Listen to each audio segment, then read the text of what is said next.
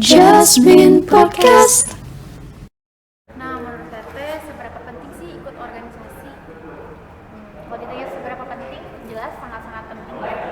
Karena menurut aku sendiri, sebagai mahasiswa itu, yang pertama harus dibenahi itu adalah tingkah laku dan juga pengalaman dan relasi yang paling penting ya.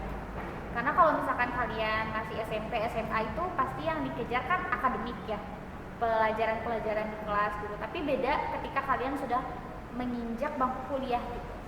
Yang nomor satu itu memang tetap akademik, tapi di samping akademik pun pengalaman dan relasi itu sangat-sangat penting gitu. Nah itu tuh salah satunya bisa kita cari dari organisasi kayak gitu. Jadi sangat-sangat penting sih perannya. Kalau menurut aku pribadi, kadang aku berpikir mahasiswa yang nggak ikut organisasi itu kayak belum jadi mahasiswa seutuhnya gitu. Kalau menurut aku ya. Berarti kita udah mahasiswa banget ya, Teh? Mahasiswa banget. Mahasiswa banget. Wah, berarti organisasi itu sangat penting ya, terutama buat mengembangkan potensi diri. Nah, apa saja sih benefit yang udah Teteh rasain dari selama di organisasi ini gitu sampai sekarang? Benefitnya banyak banget ya. Yang pertama itu aku merasa diri aku sendiri jadi lebih banyak lebih banyak pengalamannya, lebih banyak juga manfaat yang aku rasain buat pribadi gitu, apalagi buat organisasinya gitu ya. Kalau buat aku pribadi, yang pertama itu pengalaman pastinya, yang kedua itu relasi, yang ketiga itu yang paling sering dicari sama mahasiswa itu public speaking ya kalau menurut aku. Jadi kita masuk organisasi itu kan tidak hanya masuk terus ngerjain proker, terus membuat suatu acara, nggak hanya seperti itu kan kalau di organisasi itu. Justru ketika kita membuat itu, bagaimana kita berinteraksi dengan orang lain, bagaimana kita menyampaikan pendapat, bagaimana cara kita berpikir kritis agar acara yang kita buat atau proker yang kita buat itu bisa berjalan sukses. Dan tentunya sukses itu bukan hanya berjalan aja gitu, tapi bisa menimbulkan manfaat bagi orang-orang sekitar kita dan juga orang-orang sekitar. Kayak gitu sih. Untuk benefitnya banyak banget sih, kalau disebutin satu persatu mungkin gak akan ada habisnya ya. Kalau kalian pengen tahu mungkin harus terjun langsung. Nah, berarti cocok banget ya buat temen-temen yang ingin public speakingnya lancar, gak malu lagi ngomong di depan umum, terus punya banyak teman, banyak relasi gitu. Cocok banget masuk organisasi. Nah, buat yang kalian mau masuk organisasi, langsung masuk aja ya, gak usah banyak mikir.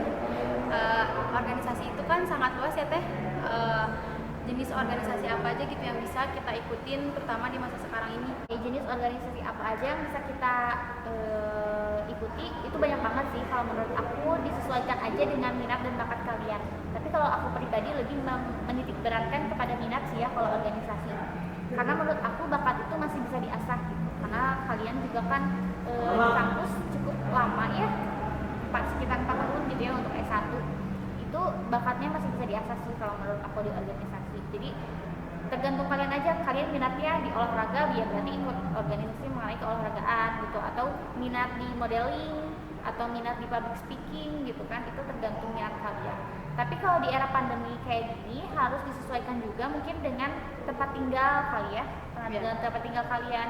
Kayak misalkan dalam mengikuti organisasi keolahragaan itu kan nggak mungkin secara online ya, agak sulit gitu. Jadi lebih baik kalian pilih organisasi yang bisa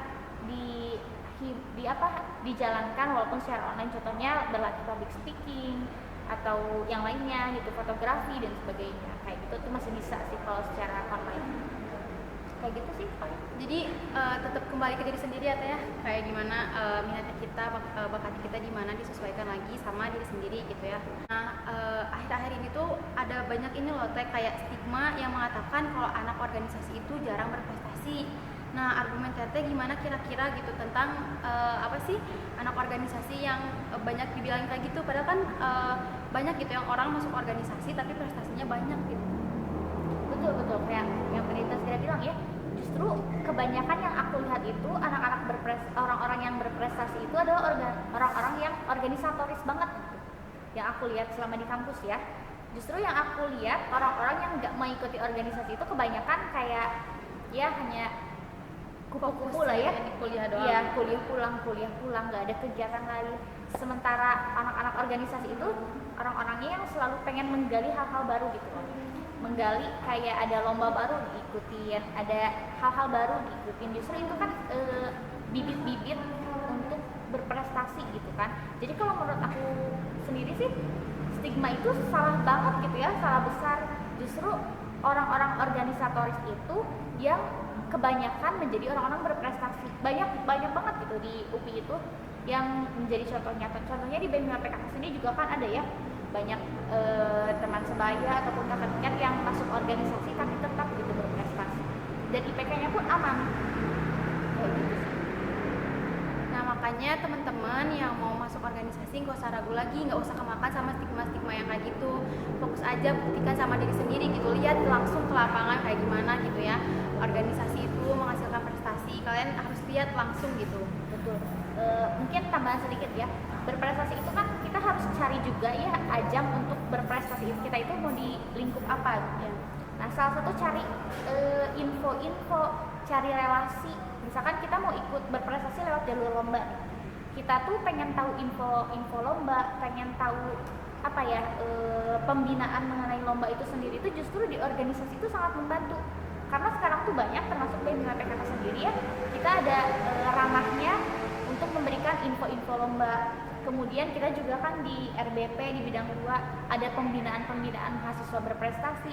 Justru dengan masuk organisasi itu justru kita tuh lebih terfasilitasi gitu untuk menjadi seorang mahasiswa yang berprestasi dibandingkan dengan orang-orang yang nggak masuk organisasi apapun.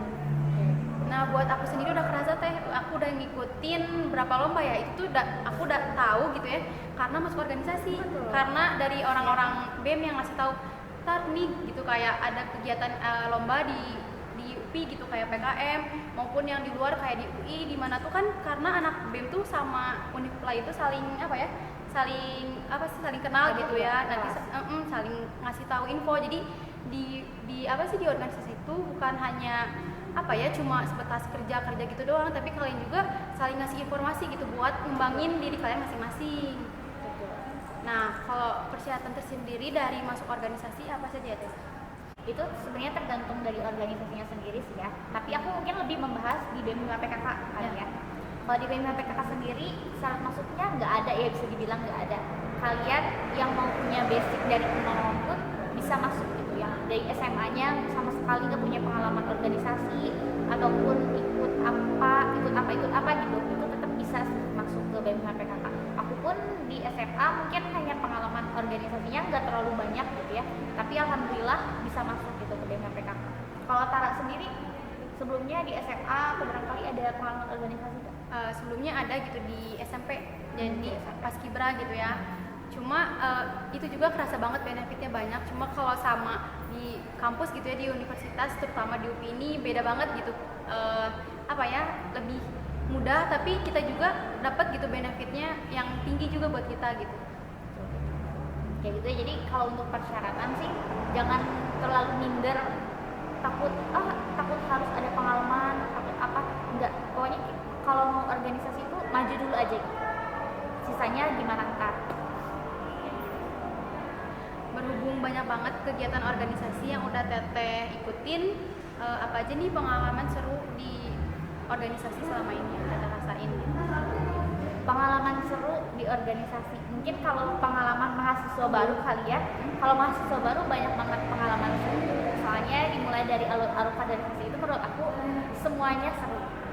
Itu mungkin, tapi kita belum masuk ke organisasi ya. Setelah masuk BEM PKK, mungkin kebetulan ketika masuk itu kita langsung dihadapi dengan pandemi ya. Iya. Jadi pengalaman serunya di awal-awal itu masih pengalaman online, pengalaman di Zoom. Ya walaupun di Zoom juga masih tetap seru-seruan, tapi mungkin baru aja kemarin kita ada praktek offline ya. Iya. Menurut aku pengalaman terseru sepanjang aku masuk organisasi itu adalah pengalamannya kemarin sih ya, di P2M. Pengabdian pada masyarakat di desa di Subang ya. Iya. Itu sih pengalaman yang sejauh ini masih paling seru di aku, buat aku. Tuh ya, jadi kalian masuk organisasi nggak usah mikir-mikir lagi deh kayak ih capek gitu ya. Ya walaupun capek tapi pasti terbayarkan gitu. Kita tuh nggak saling diem gitu. Kita juga seru-seruan, nggak hanya cuma rapat terus capek-capean bikinin itu, nggak kayak gitu ya teh. Kita juga seru-seruan. Kita tuh pengen capek gitu. Iya, capeknya tuh seru. Iya, capeknya seru, terbayarkan gitu ya teh. Terbayarkan. Mungkin sekarang aku bakal nanya lagi, cuman ini bukan dari aku pribadi ya Teh, dari teman-teman himpunan yang lain. Yang pertama ada tips menghilangkan rasa jenuh dalam organisasi. Terkadang saya sendiri sangat susah ketika banyak tugas kuliah, tapi di organisasi juga banyak amanah yang harus diemban. Nah, itu bagaimana ya Teh? Tips bosan dan sibuk mungkin ya. Kalau bosan itu pasti ada aja ya, namanya kita ditambah-tambah online gitu kan, bosan itu tentu pasti ada banget. Nah kalau menurut aku mungkin kita ini harus bisa konsistensi. Ketika kita sibuk, ya kita harus konsisten akan kesibukan itu. Ketika kita healing, ketika kita santai, kita juga harus konsisten dalam santai. Misalkan ya, Tara kan sering rapat-rapat gitu kan ya di BEM. Rapat itu silahkan agendakan dari Senin sampai Jumat, mau full, sore, malam, siang, dan sebagainya bebas. Tapi ketika ada agenda rapat itu, kita harus konsisten mengikuti rapat tersebut. Nah, ketika hari Sabtu minggunya, misalkan itu ada waktu untuk bersantai, misalkan kita juga harus konsisten ketika kita santai di rumah ataupun main, itu jangan mikirin organisasi dulu. Silakan kumpul dulu dengan keluarga, kumpul dulu dengan saudara-saudara dan sebagainya. Kalau aku pribadi kayak gitu sih, misalkan aku sudah targetin ya, lihat di jadwal minggu ini tuh aku bakal padat gitu. Berarti kesempatan aku untuk santai itu minggu depan. Jadi kalau kata Sunda mah wayahna weh sabubukna minggu ayeuna gitu.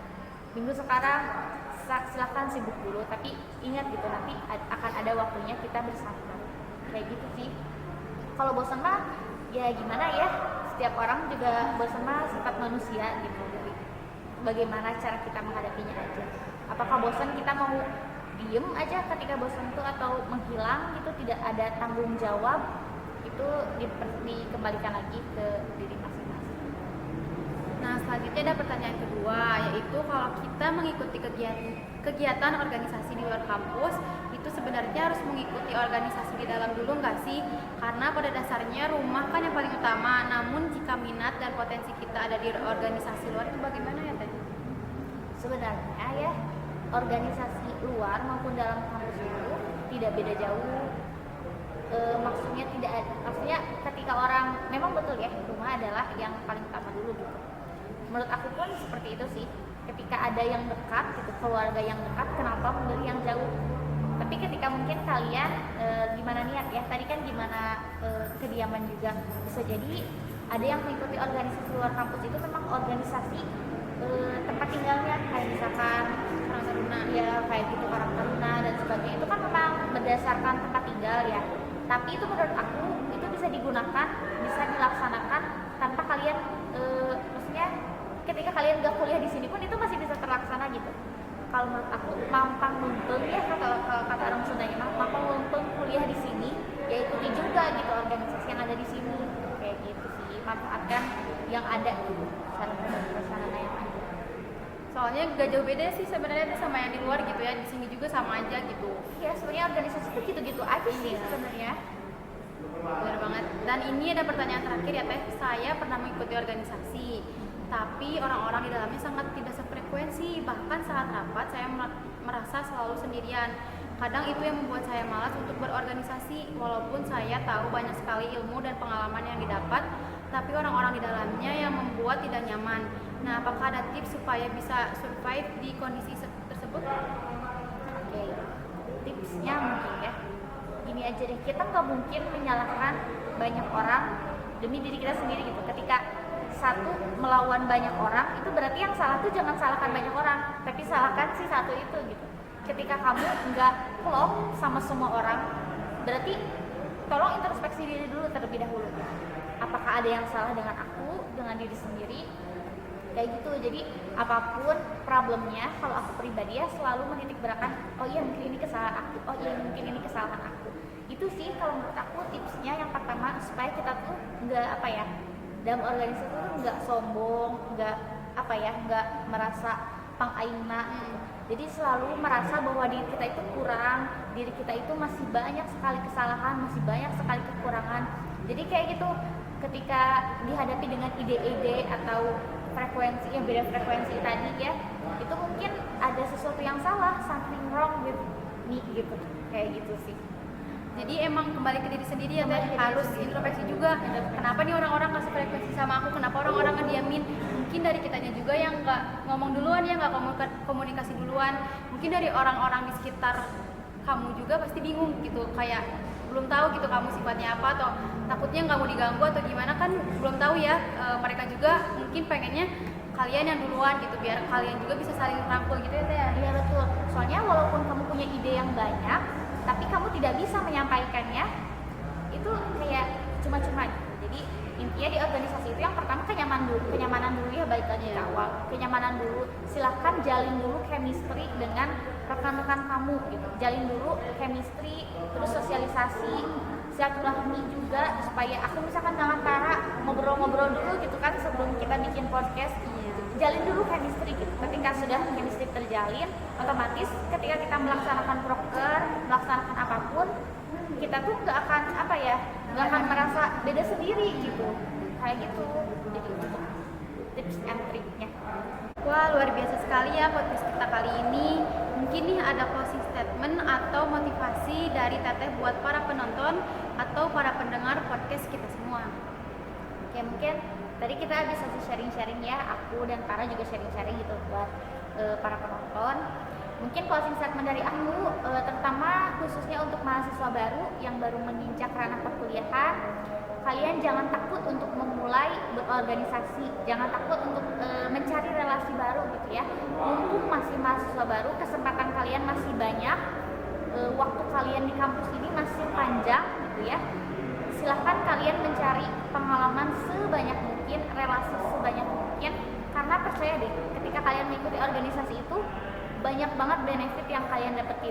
Mau kalian walaupun di dalamnya nih ya banyak ini itu banyak misalkan banyak drama atau apapun, tapi percaya deh pada akhirnya organisasi itu pasti akan membawa benefit buat kita pribadi, buat diri kita masing-masing.